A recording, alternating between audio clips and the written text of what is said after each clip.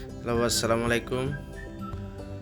আজকে চলে আসলাম 7.5 টনের একটি প্যাকেজ মেশিন দেখার জন্য।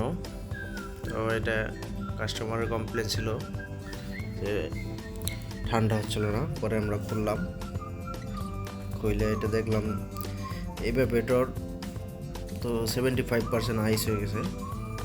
পরে সব কিছু চেক করলাম, দেখলাম গ্যাসের সমস্যা। তো তারপরে সব সাইড চেক করে পরে লিকেজ ধরা পড়ে আমরা লিকেজ ক্লিজারিং কইরা নতুন করে গ্যাস চার্জ করে দিই। ইনশাল্লাহ এখন 100% ঠিক আছে। একটা জিনিস কি, এটা 407-এর গ্যাস। 407-এর গ্যাস সবসময় লিকুইড রিচার্জ করতে হয়, আর এম্পিয়ারের সাথে প্রেশারের সাথে সমন্বয় রাখতে হয়। এটা সবসময় ফলো করবেন, তাহলে ইনশাআল্লাহ কোনো অসুবিধা হবে না।